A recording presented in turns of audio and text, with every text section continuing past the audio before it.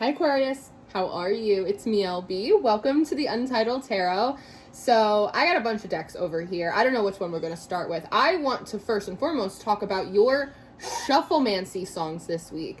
First, you got that song Keeping Your Head Up by Birdie. This was a song that came out for Sagittarius at the end of last week. But the second song you got, Aquarius, was Sex and Candy. Now, this was originally performed by Marcy's Playground, but I have the cover by Alan Stone on the Shufflemancy. And by the way, I know there are some new subscribers here. The Shufflemancy that I use to divine messages, it's a public playlist on my channel. So you could just go into my playlists and do the Shufflemancy for yourselves if you ever want to do music divination. But there's a line in Sex and Candy in the chorus, and it goes, "Darling, who is that lounging in my chair? Who's that lounging in my chair?" And all of a sudden that shifted the Keeping Your Head Up song into Aquarius, pay attention. Who's that lounging in your chair? It's this very clear and strong feeling that one, now is a very lucky time for you. This is a moment where there are windows of opportunity that are present for you to crawl through. But if you're not paying attention, if you don't keep your head up, if you're too distracted by what's going on around you, like Capricorn, if you're too distracted by your own melancholy or discouragement, you're gonna miss these opportunities. Because the thing is that these windows of opportunity, Aquarius, they are for you, but other people have eyes. Other people are also intuitive, and so other people are going to be able to see that now's a lucky time, that there's an opportunity here, there's an idea present, oh, something could be done in this area right here, and they're gonna beat you to it. And they're going to be sitting in a position, or they're going to be working with an opportunity, or they are going to be fleshing out an idea that was originally intended to be yours. This isn't to create a sense of urgency within you, only to remind you to keep your antennas up, to kind of keep your wits about you and look around, because you can make a lot of progress right now if you're paying attention. And it makes me wonder, how many times in the past, Aquarius, has someone taken your idea? Or you sat around on a project for too long and you saw someone else come out with it. It's that type of energy. This is not the first time that it feels as though you have been left behind or overlooked, or you should have been in a position that you didn't end up making it, and you got passed over for someone else who maybe wasn't as qualified as you, right? And sometimes it does require us to be alert, to be present, to be paying attention to what's going on around us, because the divine drops opportunities in our lap all of the time, but we have to be willing to take them on, right? And we can only be doing that if we're aware that they're there to begin with. So right now, Aquarius, keep your head up, pay attention. Don't let people steal opportunities from you. Don't let good luck or positive energy, don't allow it to just pass you by. Have eyes to see. So what a fucking split. Oh my God, do you hear Ginger out there? Okay, so just look. Justice, the Ace of Pentacles, and the Sun card. Seeing clearly the opportunities that are around you to create justice and balance in your life. Just on this split, right? Wow. Okay. So, all right. And there's something here about justice really wants to come out. Okay. So one, there is something about keeping your head in the game. Keep your head in the game, right? It's oftentimes it's good to have goals, both long and big and small and short term, to keep us motivated, to keep us alert, and kind of just clocked in to the progression of our lives, our journey, the great game, right? Justice here is also bringing up a theme about accountability, that again, there have been several times in the past, Aquarius, where you had a good idea, or the energy was looking good, or it felt like you were about to turn a corner, and then all of a sudden, it's you took your hands off the wheel. This is something that happens a lot, and I've been through this before in my life, and I realized that sometimes when the energy improves, or when there's a small uptick in the circumstances, it's not the time to rest on your laurels. In fact, it's a time to apply even more focus and pressure in that area to really make sure you're getting over the hump. Think about if you were driving a car or if you were riding a bicycle up a hill. Fun fact about me, I cannot ride a bicycle. So if you were trying to drive this car or ride this bicycle up a hill, you can obviously see that things are getting higher, right? We're about to elevate. So normally what would you do in your car or your bicycle? You'd start pedaling faster. You'd press on the gas a little bit more to give you that extra oomph to get over it, right? So it feels like that's what's happening for you right now. And a lot of this is, what's coming through in the message. Maybe it's meant to put a little extra pep in your step by kind of playing on perhaps a little bit of a competitive nature that you have. I happen to be a slightly competitive person, and oftentimes like that is a motivating factor of, wait, like that's supposed to be mine. I'm supposed to be doing that. Why aren't I?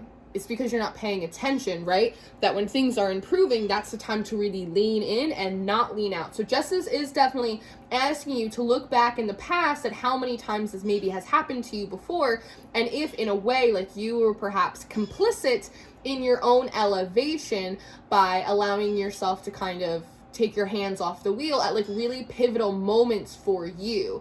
And then also the idea of like, who's that sitting in my chair? I'm wondering, Aquarius, if like you've been struggling with doing a little bit of comparison, right? Like someone at work is doing better, why my sister, or why is this? So just trying to understand almost like the mechanics of it. It feels very logical, like why, the have and the have-nots. I don't really like understand like what's going on here, but there's a quote, and I don't remember who it's by right now, which is embarrassing. But the quote is, it's that like the credit belongs to the man who is in the arena.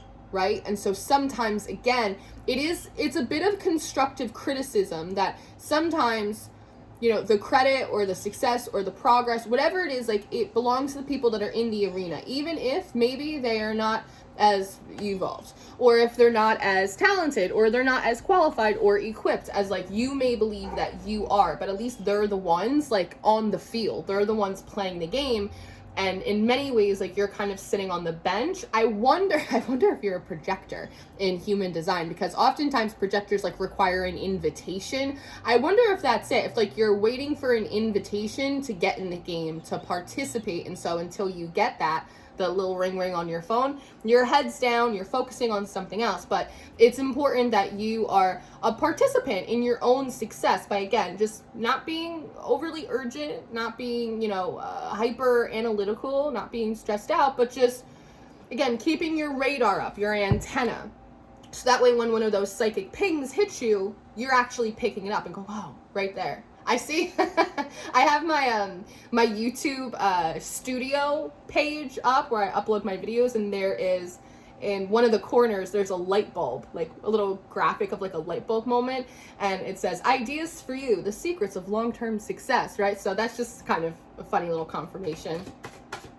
And there's a guy behind it going, yeah. So there's a lot of encouragement for you to do it. Again, there's a little bit of constructive criticism here, but sometimes like we learn a lot more from our failures and our missed opportunities and times when we allowed ourselves to get distracted, right? And not giving into distractions is already this week a big theme that I'm seeing. I saw it on the Patreon readings. I saw it in Capricorn's reading. I'm seeing it again in your reading. So it's not just you. It's not just you. Who's that lounging in my chair? I'm pretty sure this came out in reverse on the floor though.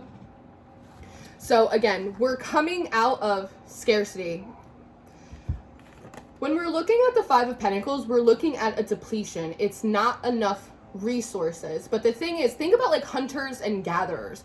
That whether you're a hunter or a gatherer, whether you're an extrovert or an introvert, there is a seeking for the resources that we need. And sometimes we have to establish that we are available for resources, that we are willing to go outside of our comfort zones, or we're willing to put in a little bit of extra work in order to acquire what it is that we need, right? Sometimes it's not about being able. You're able. It's about being willing.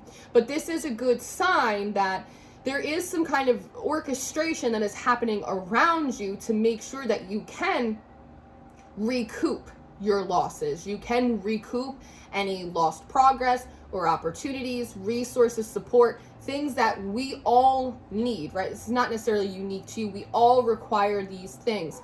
And so they're being made available to you. They kind of feel piecemeal It's a little bit like a treasure hunt. There's a piece over here, and there's a piece over there, and there's a piece over there.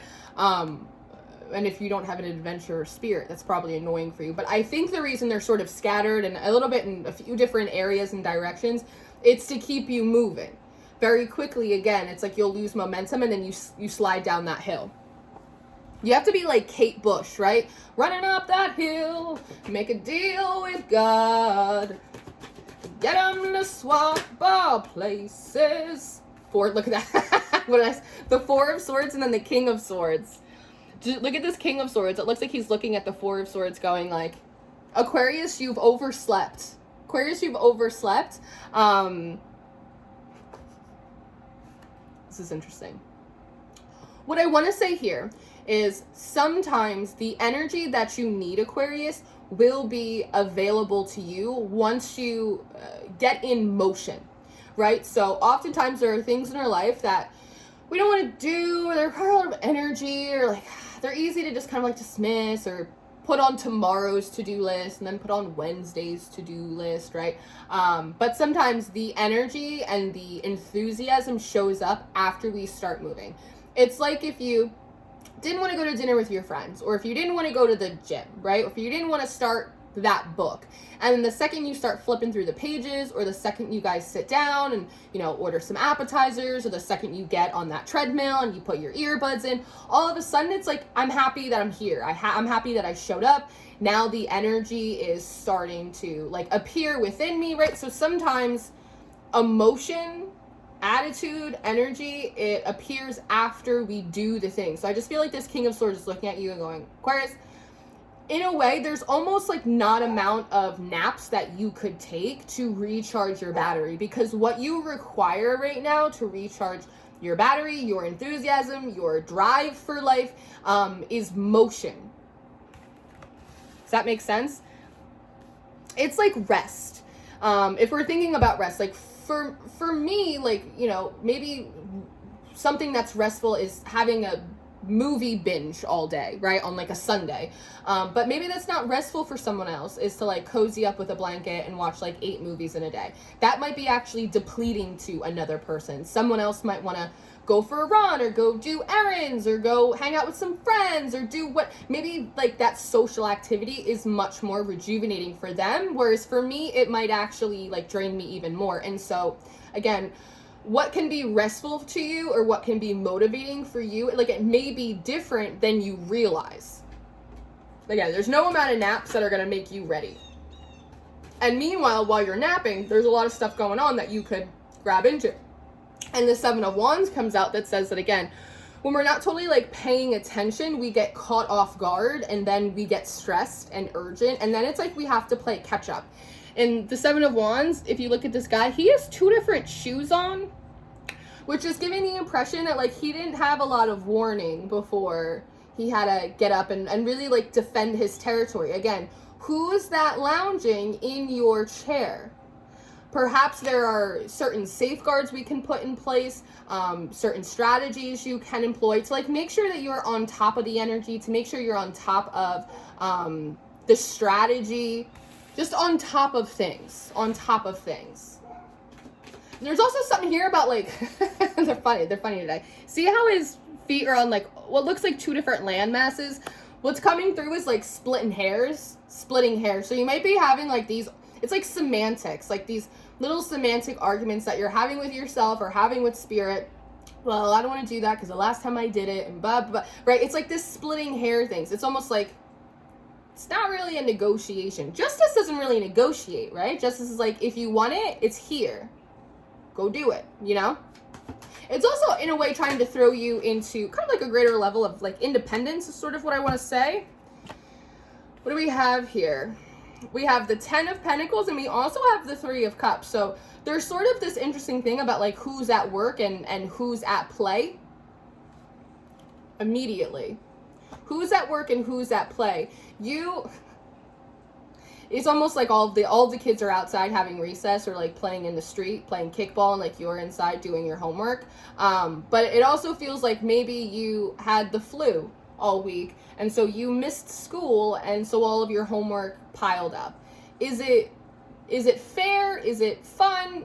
No, probably not. But like you'll get caught up on your homework, and then next week you're gonna be able to be outside playing kickball with the rest of the kids, because the Five of Swords and Temperance comes out again, right? And so again, there's some more of like these little mental battles, comparison with other people that at this point is, whether it's valid or not, it's just overall it's not really productive for your endeavors. Sometimes you're going to be playing Aquarius and other people are going to have to be doing their homework or their shadow work or whatever kind of work that they need to be doing in that moment, right? This just happens to be that way for you.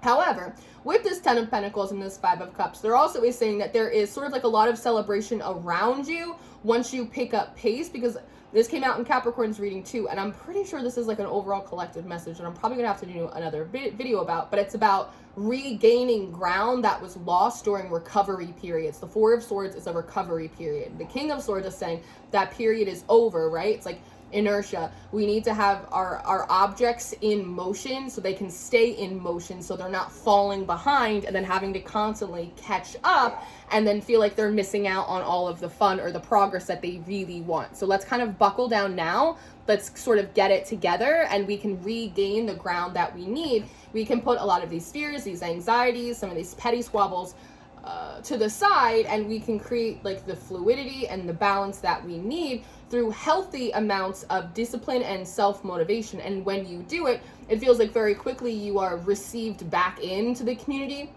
as an equal as everyone else. It's like you're not missing out on a lot, right? You're really not. There's also something here with this Ten of Pentacles about recognizing that you're purpose-driven, Aquarius. If it's just for like social stature, if it's just for money, if it's just for anything like that, you're not going to stick with it for very long. So the things that you are accomplishing or trying to do, you might want to check back in, do a bit of an accounting and find what the purpose of it is. Because when you lack, you're like the humanitarian, you're like the philanthropist of the zodiac. If you lack a mission, if you lack some kind of purpose in what you're doing, it will drain you as opposed to filling you up with energy and enthusiasm to do it. And it's not necessarily because the thing in and of itself is bad or it's not for you or you shouldn't be doing it.